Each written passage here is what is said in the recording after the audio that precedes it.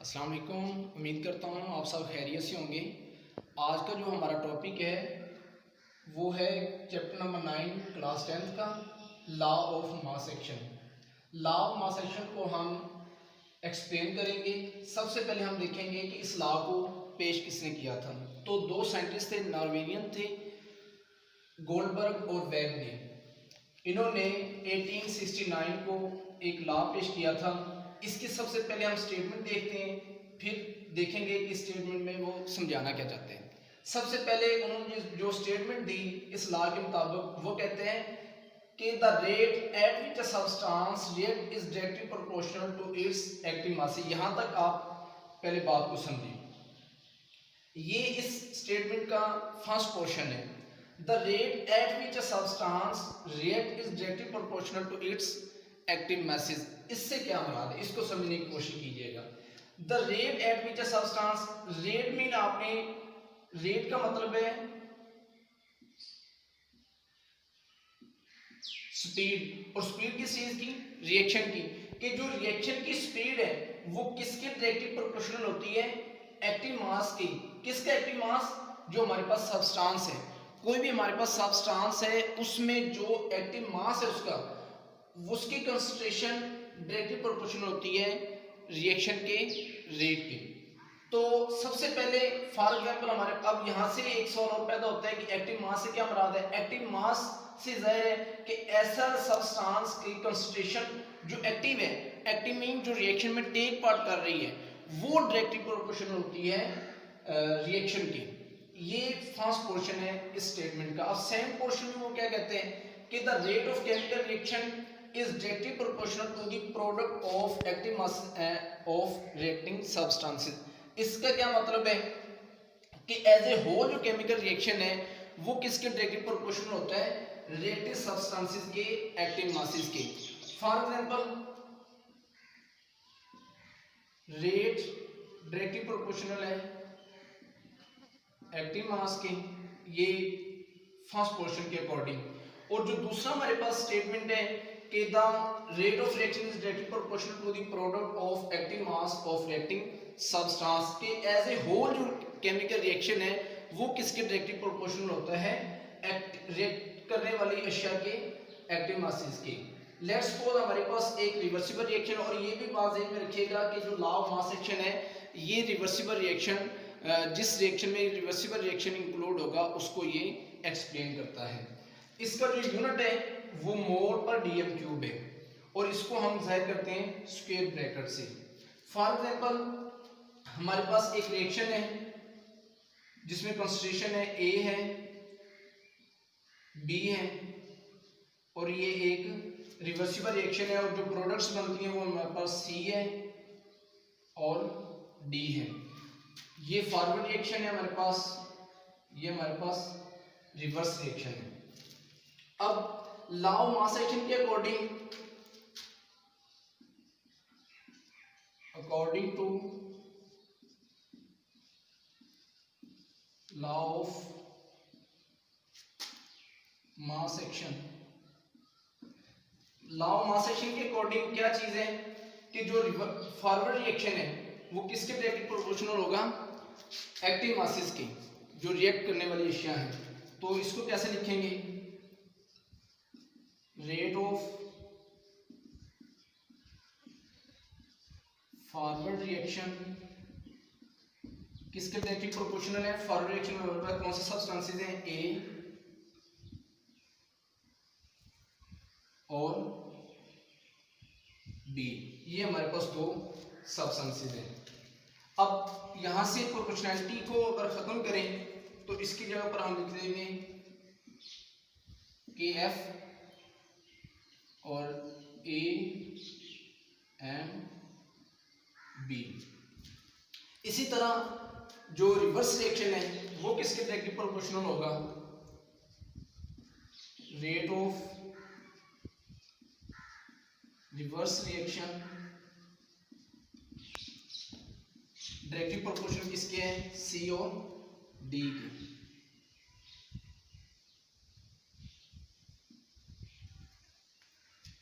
यहां से भी हम प्रोपोर्शनैलिटी कांस्टेंट को खत्म करेंगे तो वो हमारे पास आ जाएगा के आर, और ये किसके बराबर होगा, सी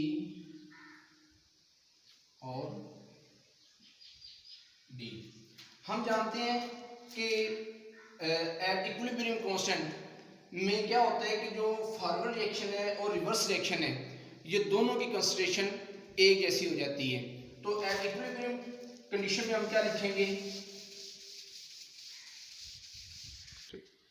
इक्विलिब्रियम में क्या होगा कि जो हमारे पास फॉरवर्ड रिएक्शन है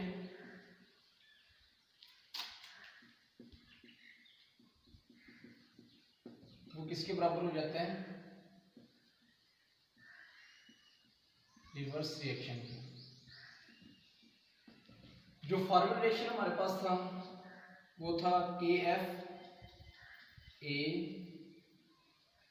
और बी, और रिवर्स रिएक्शन में हमारे पास क्या था, के आर सी और डी।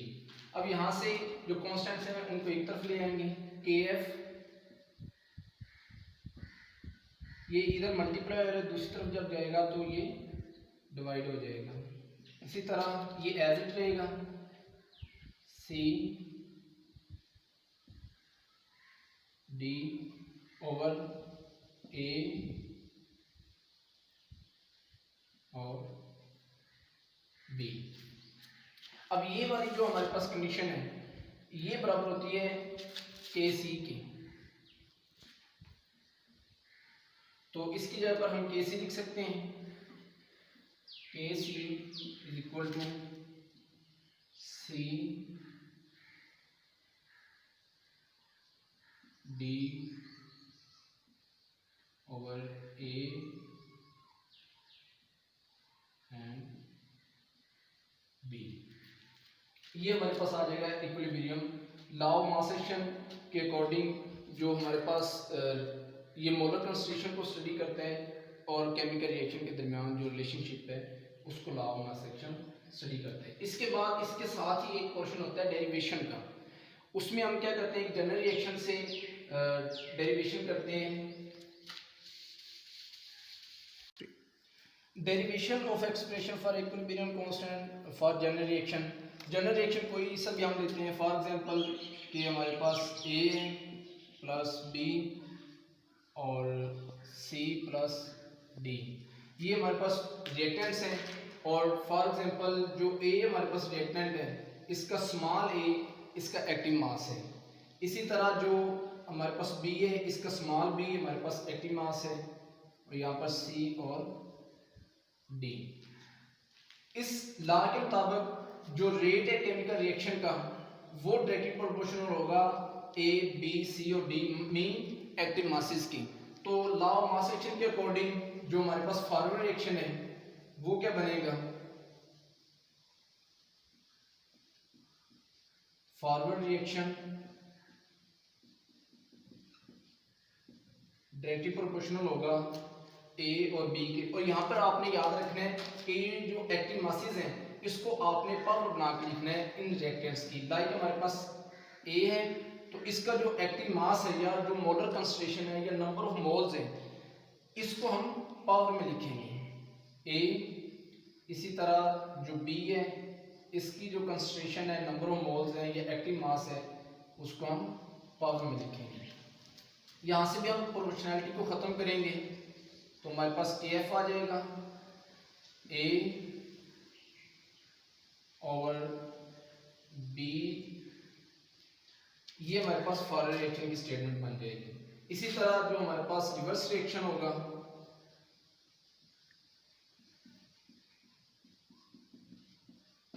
वो किसके डायरेक्टली प्रोपोर्शनल है, सी और डी के। यहाँ पर भी आपने क्या करना है, जो सी और डी एक्टिव मासेस हैं या जो नंबर ऑफ मोल्स हैं इसको आपने पावर में लिखना है, सी और यहाँ पर डी, इस तरह से। अब यहाँ से भी प्रोपोर्शनैलिटी को खत्म करेंगे, के आर सी डी, इस तरह से। अब यहाँ से भी हम क्या करेंगे, एट इक्विलिब्रियम स्टेट में, एट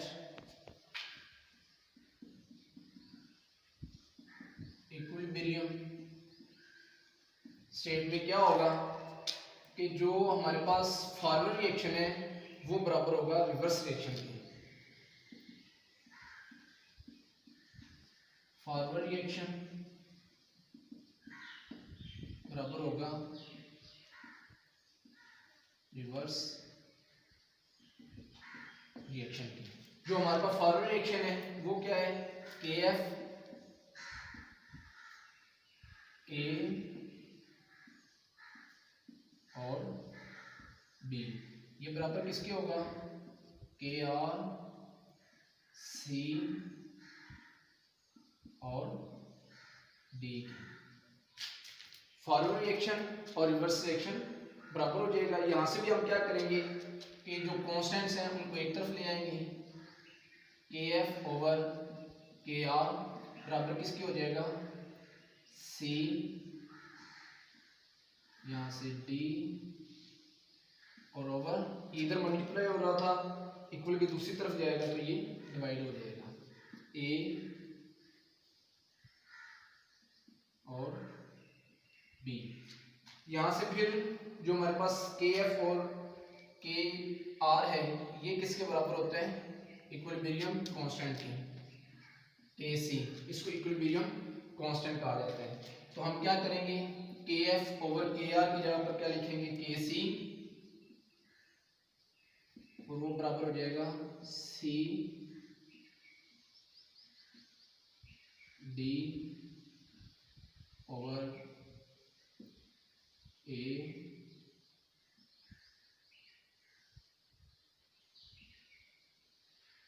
और बी। ये हमारे पास फाइनल इस जनरल रिएक्शन का जो है ना डेरिवेशन आ जाएगी, K C is equal to C D D और ओवर ए पावर ए और बी पावर डी। ये हमारा फाइनल जनरल एक्सप्रेशन हो जाएगा इस रिएक्शन के लिए।